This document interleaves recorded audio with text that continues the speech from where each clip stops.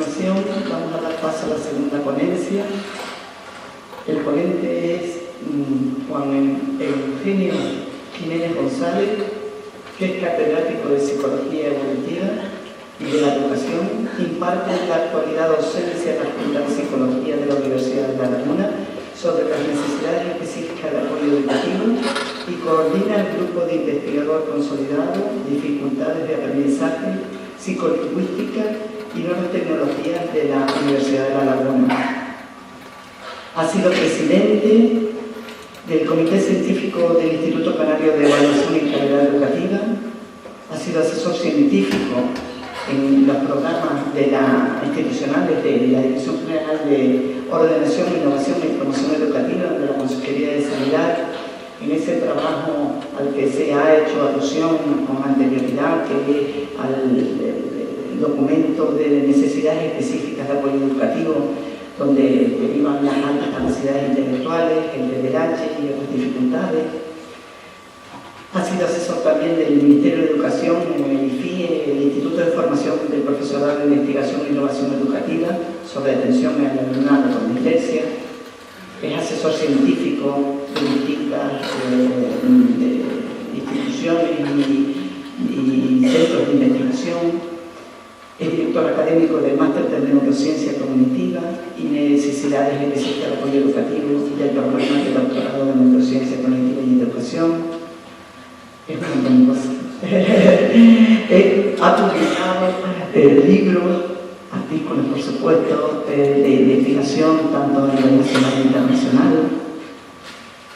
Es un gran trabajador, porque esto continúa, pero me gustó mucho el hecho de que dirige en la actualidad un proyecto de investigación entre los que destaca estudios sobre la prevalencia del trastorno del déficit de atención y hiperactividad, de la comorbilidad con las dificultades de aprendizaje en la Comunidad Autónoma de Canarias, aprendizaje de la escritura.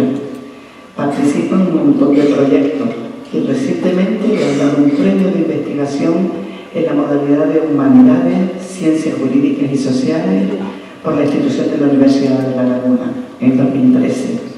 Su ponencia está titulada con Estimación de la prevalencia de TDAH en la Comunidad Autónoma Canaria.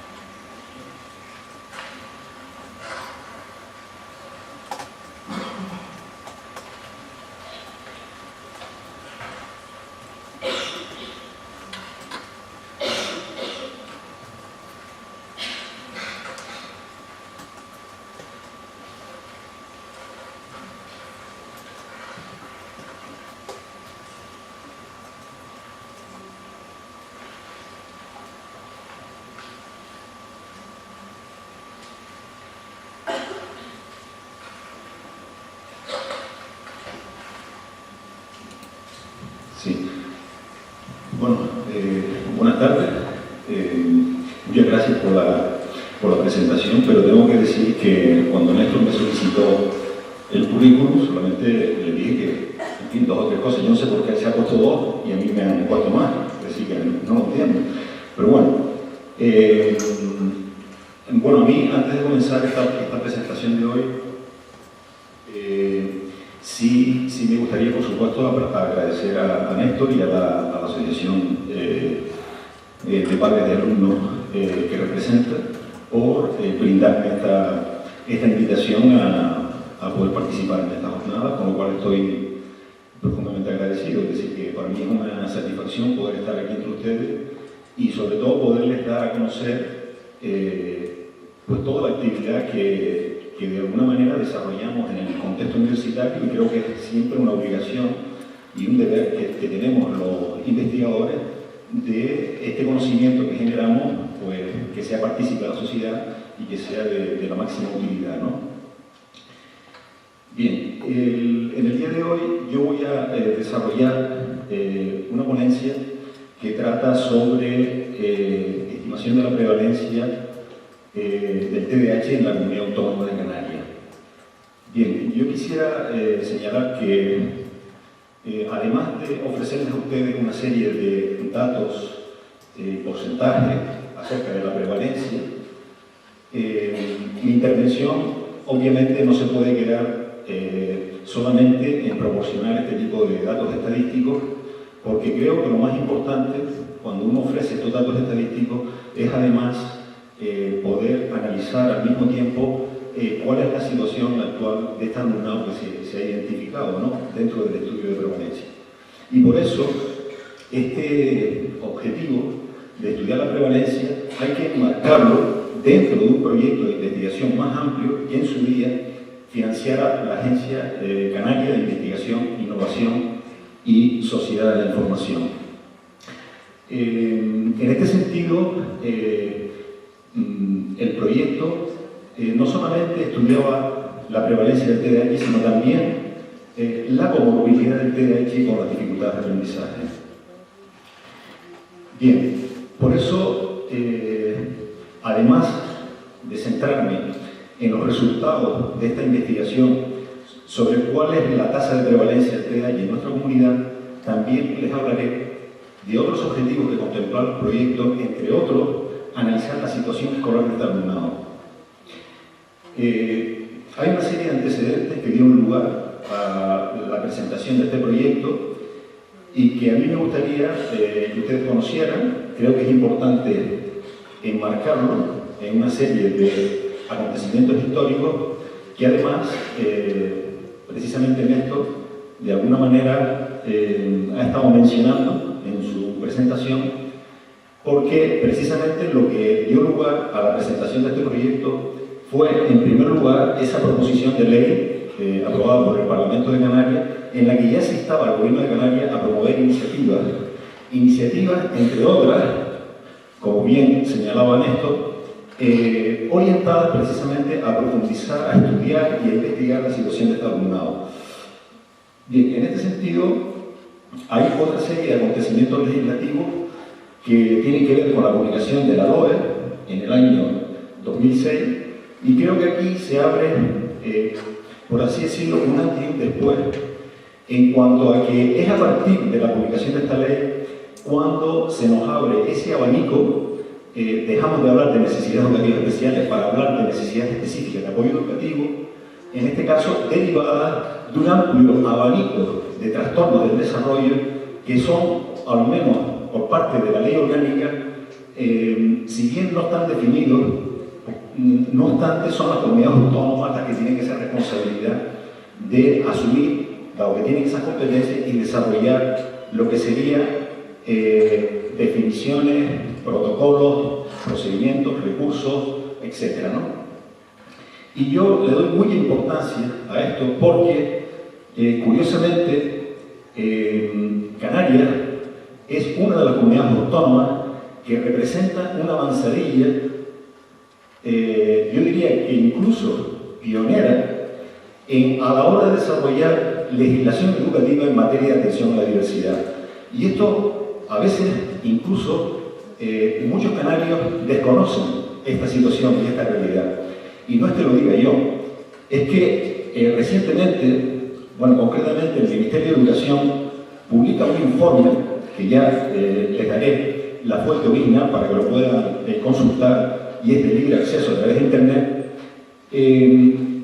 donde aporta unos resultados precisamente que vienen a ofrecernos una radiografía de la situación de nuestro país en cuanto a qué trabajo han desarrollado las distintas comunidades autónomas desde que se publicara la Ley Orgánica del 2006, y concretamente qué trabajo han desarrollado a nivel legislativo precisamente para regular la atención educativa a todos aquellos alumnos que entran dentro de ese paraguas de la NN, derivadas, entre otras, de la presencia de TDAH.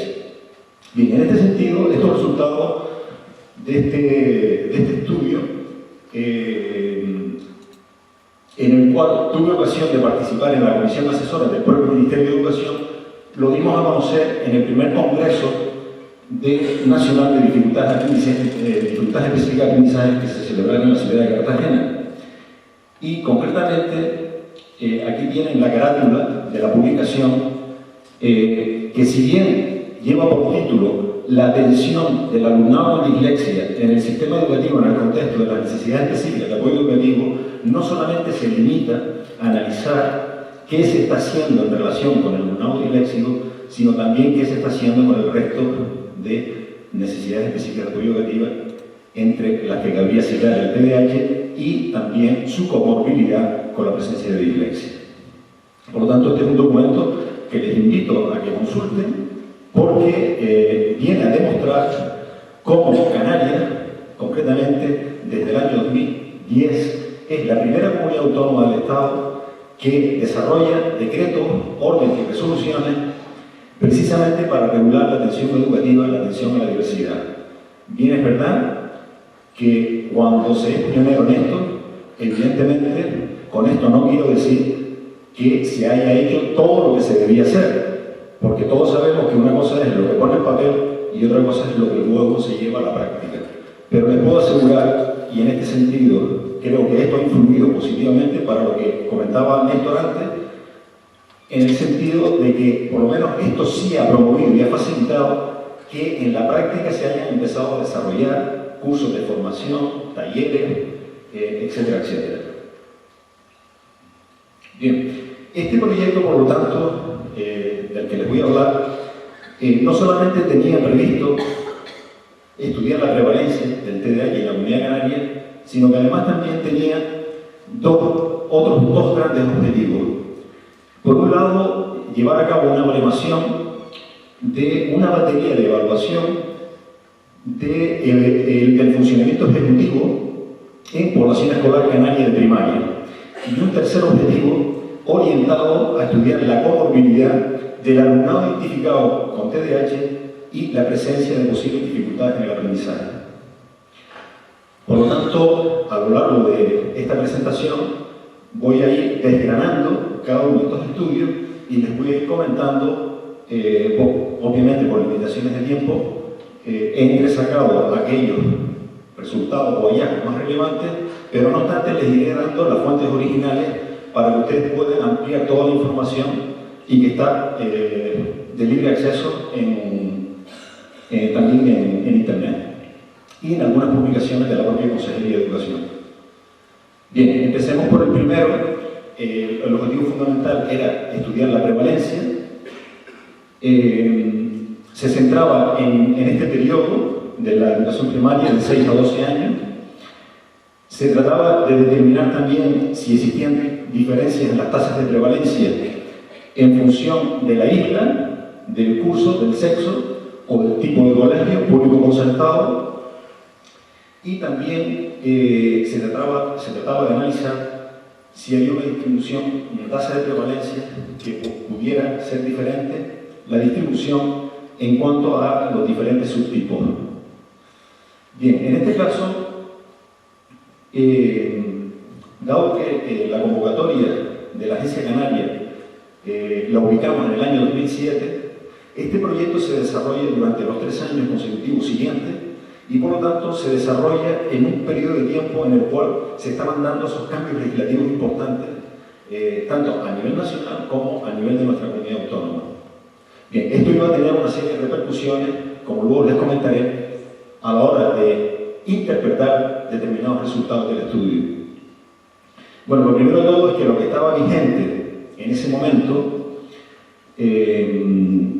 y que luego se vio reflejado en la orden del año 2010 es que se hace referencia al DSM-4 como manual de referencia para que los profesionales, en este caso los orientadores adscritos a los equipos de orientación educativa de la Consejería, pues utilizaran los criterios establecidos en el DSM-4 para llevar a cabo la identificación.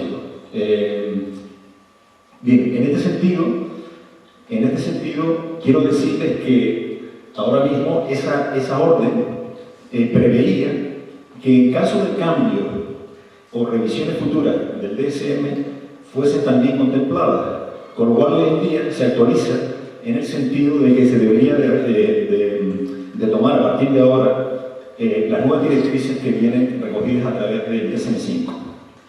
Bueno, lo cierto es que basándonos en esa orden, tomamos los principales indicadores de inatención y los principales indicadores de hiperactividad, impulsividad. Lo que hicimos fue seleccionar la población que en el curso 2010-2011 estaba, digamos, escolarizada en Canarias, en toda Canarias, en toda la comunidad, y ahí tienen una población de 118.467 alumnos que se distribuían en centros públicos y concertados, y por medio de procedimientos estadísticos teníamos que seleccionar una muestra que fuese suficientemente representativa, de manera que los resultados que pudiéramos derivar de la misma pues pudieran ser extrapolables a la población con un margen de error muy pequeño, en torno al 5%. Bien, en este sentido utilizamos un tipo de muestreo que, así como se conoce, polietápico, estratificado, porque utilizamos diferentes tipos de estratos: la isla, el sexo, el colegio, el tipo de colegio, el nivel escolar, y fue también proporcionada por conglomerados. En este caso, los conglomerados serían los centros escolares. Bien, por medio de la aplicación de este procedimiento estadístico, esto dio lugar a que teníamos que realizar el estudio sobre una muestra de 3.395 escolares. ¿De acuerdo? Es decir, que esa es la muestra de referencia sobre la cual se hace el estudio. Bien, aquí tienen la distribución por isla, tienen la distribución total por público y concertado, que suman los 2.300 alumnos, y lo que utilizamos básicamente fue, como les comentaba antes, el DSM-4 como principal material para la identificación, pero hicimos unas ligeras adaptaciones, y en este sentido estas pequeñas adaptaciones que hicimos consistió fundamentalmente en modificar digamos, las alternativas de respuesta, donde tratamos de diferenciar frecuencia con la que, en este caso, los informantes eran padres y profesores, determinaban con qué frecuencia se presentaban cada uno de estos indicadores de inatención o hiperactividad e impulsividad. Bien, en este sentido, esto permitió al mismo tiempo, dado que se administró a una muestra de 2.300 alumnos, por lo tanto una muestra representativa de nuestra comunidad educativa, permitió que se estandarizara la escala del DSM-4 para nuestra comunidad. Y esto es muy importante. Es importante porque yo siempre digo que generalmente este manual del DSM-4 suele ser un manual de referencia, sobre todo está basado en la experiencia clínica, en la observación clínica, y de alguna manera ya ha sido suficientemente validado. Pero otra cosa muy distinta es cuando lo vamos a normativizar para la población sobre la cual queremos hacer la identificación. Me llama siempre mucho la atención un estudio que se realizó en Colombia, concretamente en el interior de Colombia, donde la tasa de prevalencia de la hiperactividad era elevadísima, es decir, no coincidía en absoluto con estudios previos realizados en otros contextos culturales o geográficos. Claro, ¿qué ocurre?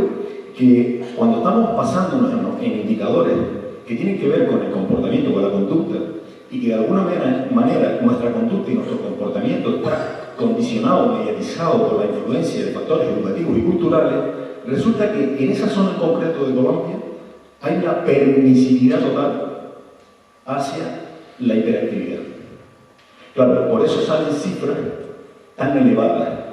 Es decir, en este sentido, digo esto porque si utilizamos datos normativos de otros contextos culturales para identificar posibles alumnos con signos de sospecha, En cada uno de estos indicadores, evidentemente, estamos introduciendo ahí un sesgo. Y por lo tanto, esto tiene que ver con la identificación de falsos positivos o falsos negativos. Es decir, que en el fondo no estamos realmente identificando niños que realmente lo son. Por lo tanto, es muy importante, y creo que esta es una de las aportaciones importantes de este primer estudio que se hizo, de poder normativizar el DSM-4 en la población escolar canaria. Bien, en esta guía que publicó la Consejería de Educación, que ustedes pueden acceder a través de internet y bajarla perfectamente, se encontrará la adaptación que se hizo del DSM-4, por si tienen interés en conocer la versión final. Bien, otra cosa importante es tratar de dimensionalizar. Se supone que el DSM-4 está basado, a partir de la experiencia clínica, en una serie de indicadores conductuales que se agrupan bajo dos dimensiones fundamentales, que esto es lo que ha dado lugar al análisis de los diferentes subtipos de TDAH. Hablamos de un subtipo predominantemente inatento o de un subtipo predominantemente hiperactivo impulsivo o combinado. Bien, pero en este sentido teníamos que demostrar que la escala que habíamos adaptado para nuestro entorno contuviese esas dos dimensiones, tanto en los informantes padres como en los informantes profesores. Bueno, y en este sentido, aquí se siguieron unos análisis estadísticos para intentar descubrir cuáles son las dimensiones que subyacen al DSM-4, y efectivamente encontramos tanto en padres como en profesores estas dos dimensiones.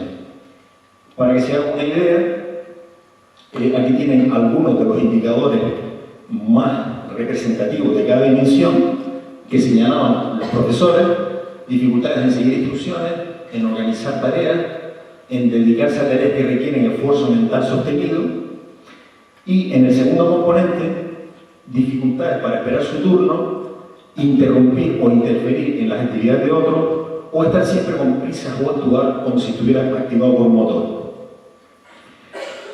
Si esto mismo lo vemos en el caso de los padres, prácticamente hay bastante similitud: dificultades en seguir instrucciones, de mantener la atención en tareas o actividades de juego y evitar dedicarse a tareas que requieren esfuerzo mental sostenido.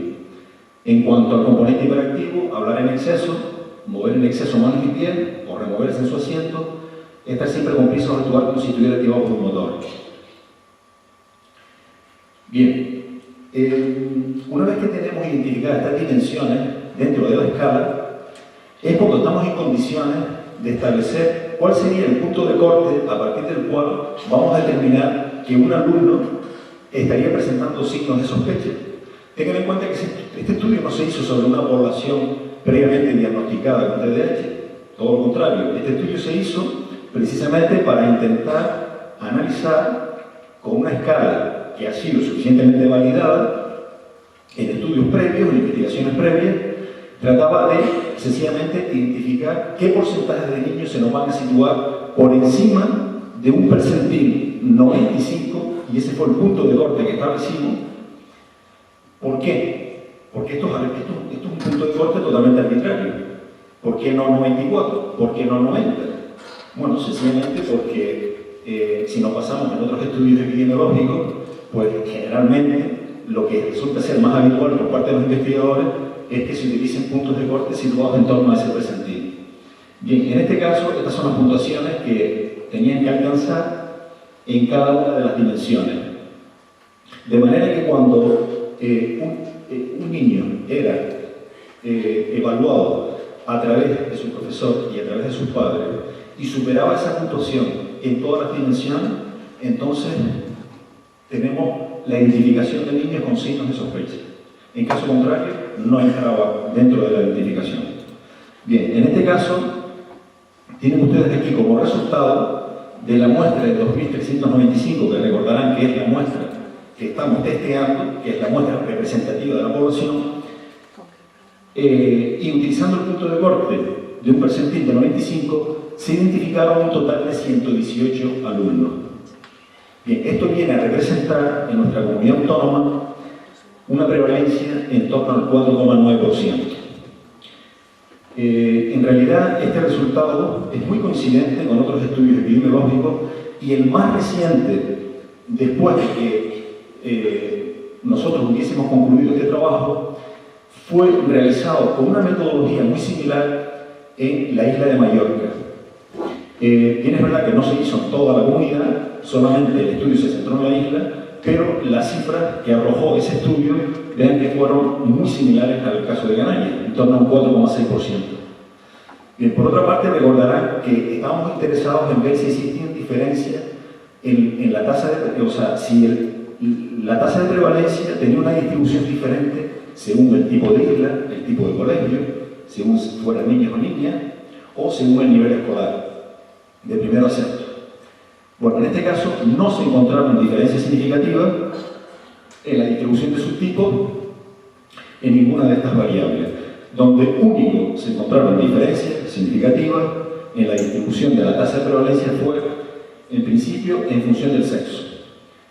Bien, un resultado a destacar es que, en general, se registró una mayor tasa de prevalencia del perfil predominantemente inatento, aquí lo tienen, luego, a continuación, el perfil hiperactivo impulsivo, y en torno a un 14% que representaba el perfil combinado. Pero si vemos la distribución por sexo, ven que en este caso se registró un mayor número de niños que niñas en cada uno de los perfiles, e incluso en el combinado no se llegó a registrar ningún caso de ninguna niña. ¿De acuerdo? Bien, estos son, a grosso modo, digamos, por así decirlo, los resultados en bruto que ofrece este primer estudio sobre la prevalencia en Canarias. Ya les diré más adelante la fuente en la que ustedes pueden acudir para ampliar más información sobre el estudio de prevalencia. Pero como digo, el segundo estudio dentro de este proyecto iba orientado fundamentalmente a cubrir una laguna importante en nuestra comunidad. Generalmente, la investigación científica que se ha centrado en el análisis de los procesos cognitivos o de las alteraciones cognitivas que acompañan al TDAH ha puesto de manifiesto que una de las principales alteraciones que se suelen observar en niños que son identificados con signos de sospecha de TDAH suele ser alteraciones en las funciones ejecutivas. Bien, en este sentido, no disponíamos en nuestra comunidad de pruebas que permitieran una evaluación de estas funciones ejecutivas, de esta evaluación neuropsicológica, que sería muy importante acompañarla una vez que se identifica la posibilidad de que el niño estuviese presentando TDAH. ¿Y por qué? Bueno, sencillamente porque esto tiene que ver ya con la respuesta educativa. Es decir, con el diseño de cómo debemos atender las necesidades de estos alumnos. Si yo no tengo información sobre el perfil cognitivo del alumno, si yo no sé cuáles son las funciones fuertes o débiles, porque tengamos en cuenta que no todos somos iguales, no todo niño, no existe un prototipo de niño con TDAH, los hay que pueden presentar alteraciones en determinadas funciones ejecutivas, pero no en otras, y por eso se hace necesario estandarizar y validar un protocolo de evaluación de estas funciones, que con eso cubrimos una laguna importante en esta comunidad educativa, porque no disponíamos de estos protocolos que estuviesen estandarizados para la población escolar canaria, ni tampoco teníamos un protocolo que nos permitiera proporcionar el perfil evolutivo, cuál es el desarrollo normal de estas funciones, para luego poder interpretar si el alumno que identificamos presenta o no una desviación en estas funciones respecto al desarrollo normal. Esta fue una de las principales finalidades que tenía esta segunda parte del proyecto. Bien, en este caso contamos con la colaboración de la Unidad de Docencia Virtual de la Universidad de La Laguna, porque con el personal técnico pudimos hacer una grabación en vídeo de cómo un profesional tiene que llevar a cabo la evaluación o la exploración de estas funciones desde una perspectiva neuropsicológica. Y en este sentido, si ustedes en Google ponen ULL, funciones ejecutivas, pueden acceder perfectamente a este material audiovisual y que puede ser muy interesante porque es basado en la validez de estas pruebas y sobre todo en investigaciones previas que han demostrado que estas son las que deben ser frente a otras. porque arrojan índices psicométricos y de validez mucho mejores. Y esa fue un poco lo que motivó el criterio de selección de los materiales. Bueno, yo ahora mismo les voy a mostrar una serie de diapositivas que no voy a detener mucho en ellas, no tiene mucho sentido, entre otras cosas porque lo que quiero que entiendan en esta parte del proyecto es la utilidad que tiene el poder disponer de datos evolutivos de nuestra población escolar en primaria y de datos normativos de cada una de estas funciones para que el orientador, cuando hace la evaluación psicopedagógica, pueda complementarla con una exploración exhaustiva de todas y cada una de estas funciones. Está claro que en ese caso estará en mejores condiciones de ofrecer una mejor respuesta educativa a las demandas y necesidades que plantean estos alumnos. Bien, en el caso de la atención, definida como capacidad para crear una estrategia dirigida a un objetivo final, nos centramos en el test de atención de 2 y que requiere fundamentalmente que el alumno haga una búsqueda selectiva, que busque una letra que reúne unas determinadas características, ignorar otras, y eso tiene que hacerlo en un tiempo preciso, de forma rápida y precisa. Bien, en este caso estaríamos recogiendo, bueno, la capacidad de atención selectiva y de concentración de niños, en principio, que no han sido identificados con signos sospechosos de ETE, porque aquí estamos hablando de población no identificada. Y en este caso, lo que tenemos es una relación lineal de manera que, en la medida en que aumenta la edad, va aumentando la capacidad de concentración. Evidentemente, eso es lo esperable. Y también es esperable para todas y cada una de las funciones ejecutivas que han sido evaluadas dentro del protocolo. Bien, ¿de qué me sirve a mí esta información? Bueno, esta información me sirve de mucha utilidad, porque yo, a partir de aquí, sé cuál es el desarrollo típico o normal de esta función, de la capacidad de atención. Si yo quiero detectar alumnos que se desvíen de esta pauta, evidentemente, para ello necesito tener el dato normativo correspondiente a cada grupo de edad. Y eso es lo que ofrece los resultados de esta segunda parte del proyecto. Datos normativos para cada grupo de edad y así el profesional puede determinar qué funciones ejecutivas pueden estar o no alteradas en ese alumno en concreto. Bien, la planificación, definida como la capacidad para crear una estrategia dirigida a un objetivo final, fue mediante laberintos de Porteus. También la torre de Hanoi fue utilizada, que exige esta conducta, esta función de planificación. Y aquí tienen también una relación lineal que se encuentra entre capacidad para planificar y edad. No lo había dicho, pero esta segunda parte del proyecto se hizo sobre una muestra de 1032 alumnos distribuidos en función de los diferentes cursos del periodo de educación primaria. Bien, control inhibitorio, definido como la capacidad para frenar una conducta saliente en favor de la respuesta adecuada, se hizo a través del test de Stroop. En este caso, les estoy mostrando una de las condiciones de mayor dificultad, porque la tarea del niño en estos casos consiste en que tiene que nombrar el color de la tinta y tiene que, en principio, ignorar la lectura de la palabra. Entonces, esto pone de manifiesto la capacidad que puede tener el niño a la hora de inhibir la respuesta, ¿no?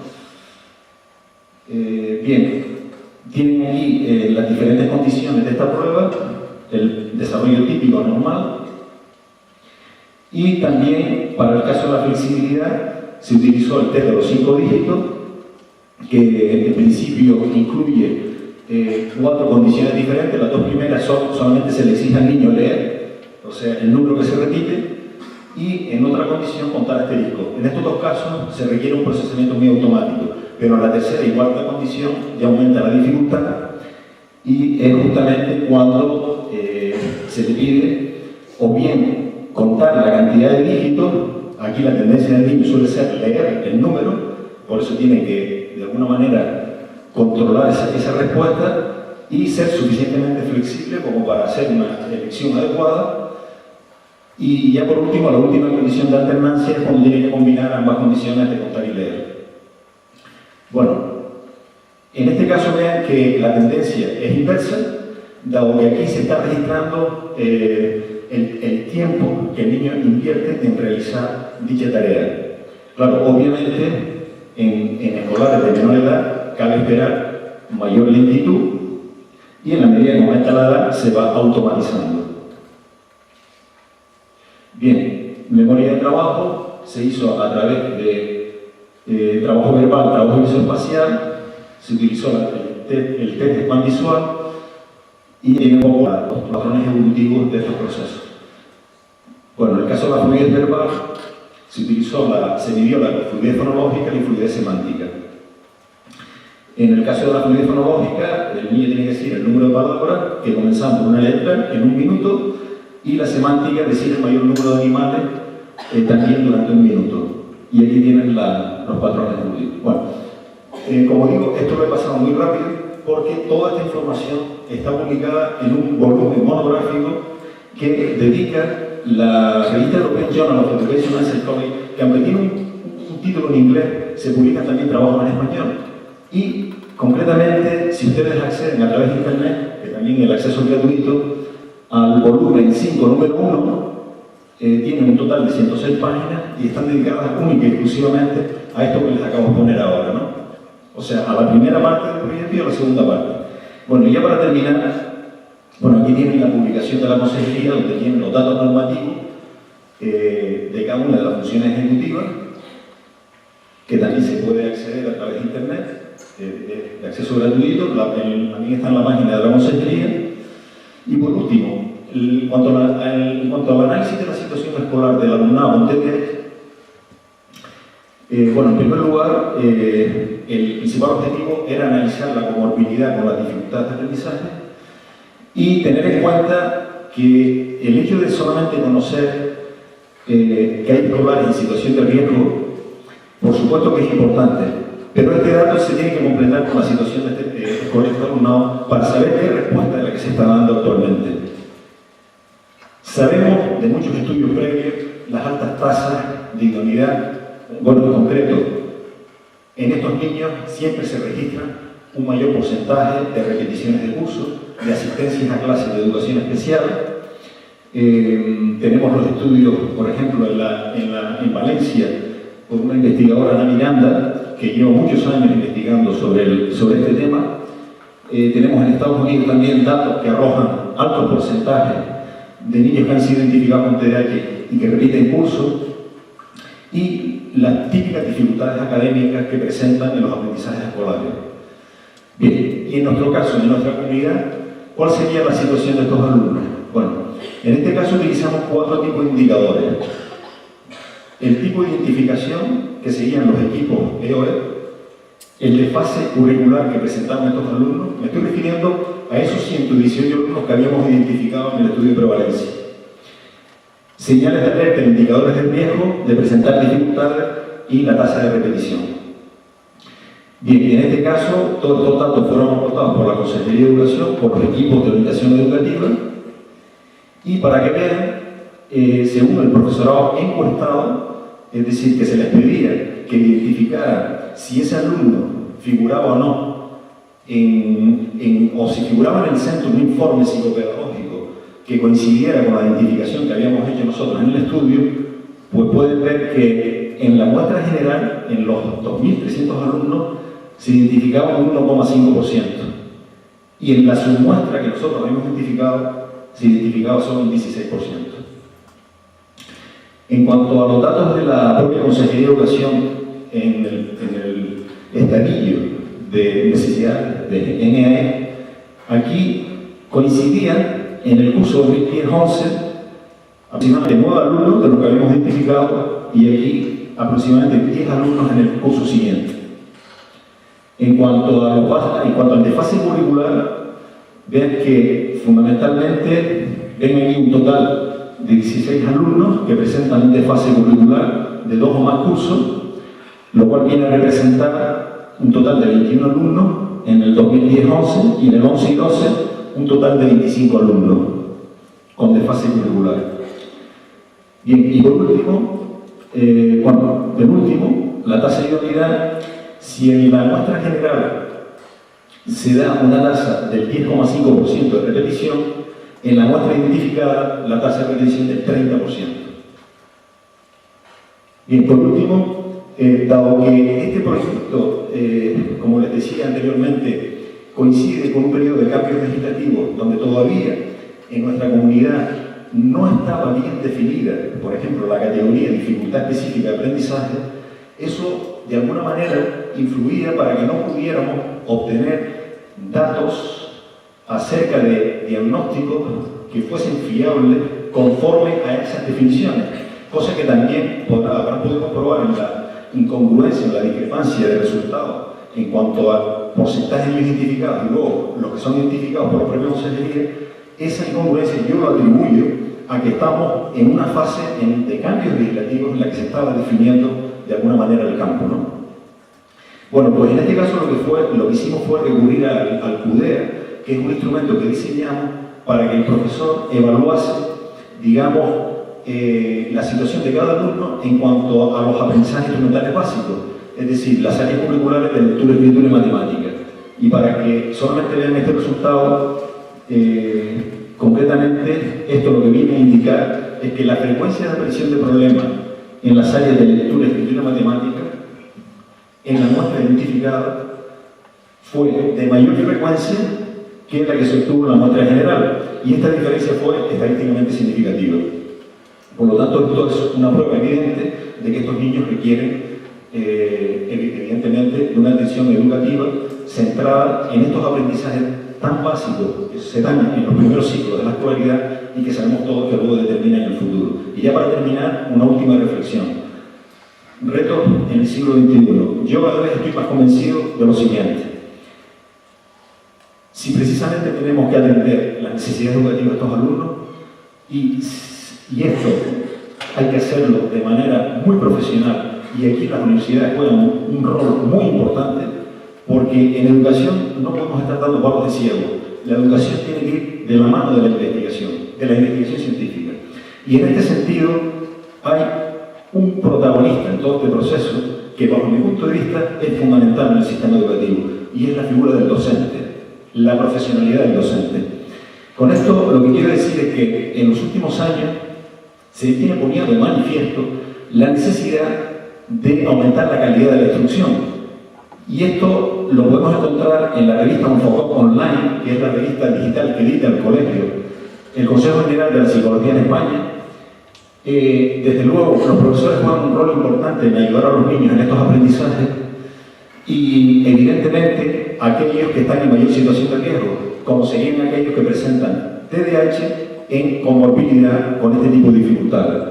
La efectividad del maestro en muchos estudios de metaanálisis, aquí solamente se menciona uno de ellos, que nos sirve de ejemplo, pone de manifiesto la efectividad del maestro, que es uno de los factores más importantes a la hora de explicar el progreso, no solo en lectura, en matemáticas, sino en otros contenidos curriculares.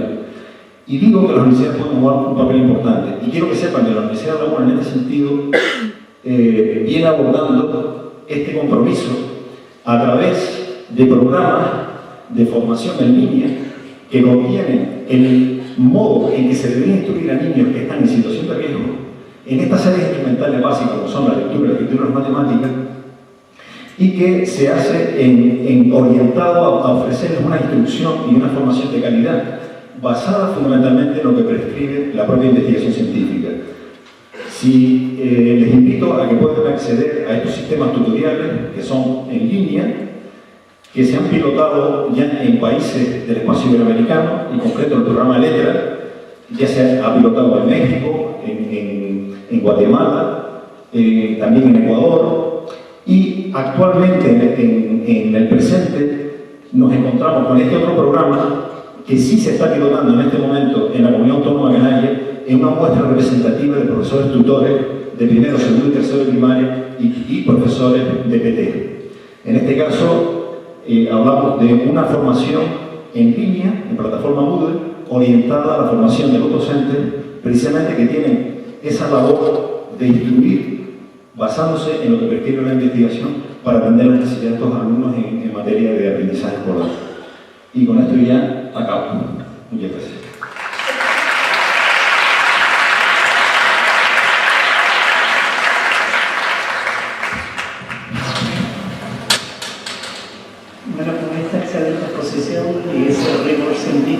del trabajo y la aplicabilidad de esta última, vamos a dejar a todos pendientes de la evolución del trabajo.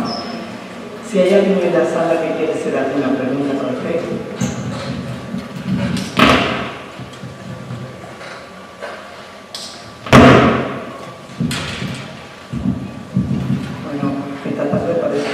Bastante cansados.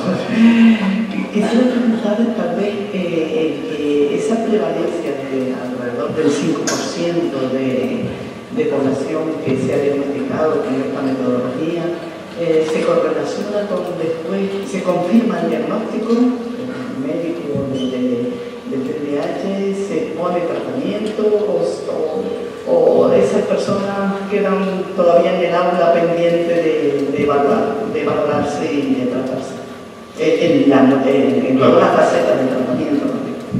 Sí, bueno, vamos a ver. La verdad es que este proyecto no puede dar respuesta a esa pregunta por una serie de razones que he explicado anteriormente. Es decir, este proyecto surge casi a caballo o a camino de esos cambios legislativos que están teniendo lugar.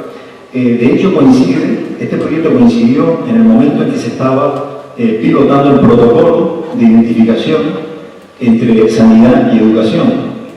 Es decir, de hecho, este proyecto no pudo hacerse sobre población diagnosticada previamente, porque yo creo que la situación en ese momento todavía no permitía que el estudio se hiciera a partir de población diagnosticada, porque precisamente se estaba intentando coordinar entre los servicios sanitarios y educación, se estaba intentando anuar esfuerzos por buscar un consenso y un modelo en el que todos estuviésemos de acuerdo, y esto es una de las limitaciones que presenta el trabajo. Sin limitaciones en cuanto a que si no había nada legislado y todo estaba por hacerse, por eso optamos por utilizar esta otra estrategia de partir de instrumentos que ya han sido validados, como es el DSM-4, y a partir de ahí ver qué población podría identificarse a partir de los criterios que acabo de explicarles, ¿no? Claro, obviamente alguien puede decir, bueno, realmente esta escala, al final, cuando lo hemos utilizado, realmente discrimina o no discrimina. Lo lógico hubiera sido poder determinar si el número de alumnos que habían sido identificados, si efectivamente coincidía algo con el diagnóstico. Pero el problema es ese, que aunque lo intentamos, prácticamente eso fue imposible. Entonces, lo único que nos quedaba era recoger datos que en ese momento se estaban recopilando a través de la Consejería de Educación, a través del estadillo, preguntando a los profesores, encuestamos a los profesores de la muestra representativa casos que tuviesen en los centros ya diagnosticados, para ver si había coincidencia o no con los casos que se habían identificado. Aún así, la tasa de prevalencia que se encuentra viene a ser muy similar en otros estudios epidemiológicos que sí han podido constatar, digamos, a partir de población diagnosticada, pues ver si efectivamente coincide o no coincide. Entonces, en nuestro caso, ni siquiera pudimos establecer el poder discriminativo de la escala en cuanto a su sensibilidad y especificidad para la detección. Entonces, por eso digo que las cosas hay que ubicarlas en su contexto para poder entender por qué se hizo de esta forma y no se hizo de esta otra. Pero bueno, será un nuevo reto, ¿no? Sí, hombre, claro. Sí.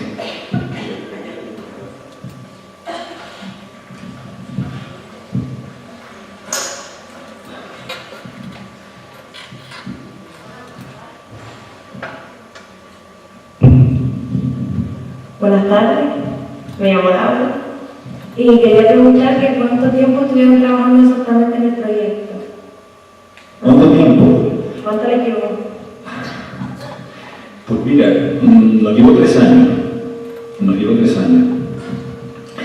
La verdad es que no fue un proyecto, digamos, quizás la parte más complicada del proyecto fue la parte correspondiente a la formación de los examinadores que tenían que hacer la exploración neuropsicológica de las funciones ejecutivas. Esa quizás fue la parte que encerraba una mayor dificultad porque los examinadores tenían que estar muy bien preparados, muy bien formados, ¿no? El estudio de prevalencia realmente fue muy sencillo de realizar cuando cuentas con la colaboración de la Administración Educativa. Es decir, en este caso, gracias a la Dirección General de Ordenación, Innovación y Promoción Educativa, se pudo perfectamente llevar a cabo por la aplicación de las encuestas sobre la muestra representativa, teniendo en cuenta que es un estudio que se realiza no en una isla, sino en todas las islas. Por lo tanto, eso requiere un mayor esfuerzo de coordinación, y si no cuentas con la colaboración de la Administración Educativa, este tipo de estudios en la práctica no se pueden hacer, es imposible. Por lo tanto, yo diría que no resultó tan difícil, tan complicado. Yo diría que fue un proyecto muy agradable el haberlo realizado, porque contaba con una infraestructura, y esa infraestructura la proporcionaba la propia Consejería de Educación. Y ya te digo, el análisis de la situación escolar del alumnado son datos que están de alguna manera recogidos en los propios estadillos de la propia consejería, ¿no?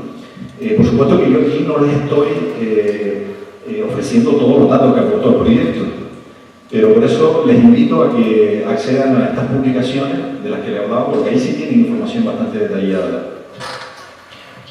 Entonces, bueno, realmente no, en 3 años se pudo hacer perfectamente el proyecto.